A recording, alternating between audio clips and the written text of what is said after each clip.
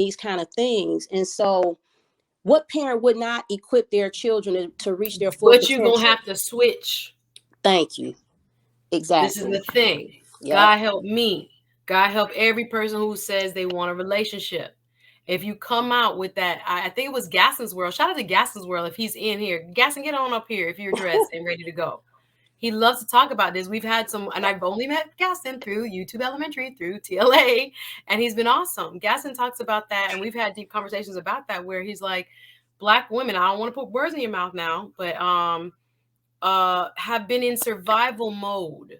Mm-hmm. But when it's time to stop surviving, we can't switch. And I'm making a broad generalization. That's not every Black woman everywhere, every time, every moment.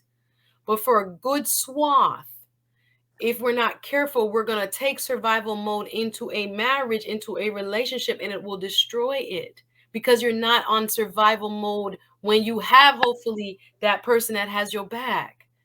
And we can't sometimes switch it off or understand when and if it's appropriate. I think Abigail, hey, Abigail Cousins in the building, had a beautiful stream about her experience surviving sexual abuse. Check it out. She wrote about, every emotion a woman have. You don't need to tell your man it. Ooh, y'all mad. You might need to process it with a homegirl. You might need to process it with a different, friend. But having your husband does not necessarily mean he is everything to you all the time. Help us all, Lord.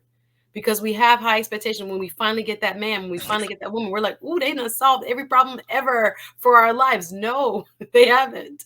They have their own sentient being.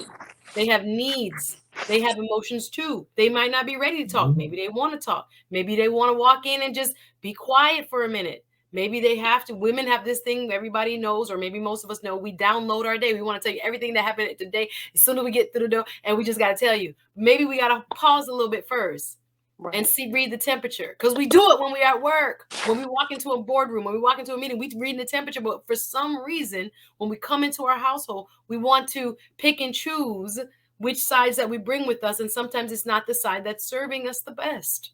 So it's not a critique. I say it to say, let's be more self-aware. Are you in survival mode when you deal with your significant other? Are you? Exactly. Are you leaving space for them? Yeah. How do you speak to them and when? Are you asking, what do you think? And quiet. And truly listen to what he's thinking. How open to a graceful heart are we? Are we always right because we got a degree? I hope not. I'm not like that. I know so many of my girls are not like that. I hope in the relationship space. But we have to be aware the personalities that we're bringing with us that serve us when we're in survival mode, serve us when we're in work mode, may not serve us. Like, you quiet, bro. Auntie Faye got me hyped.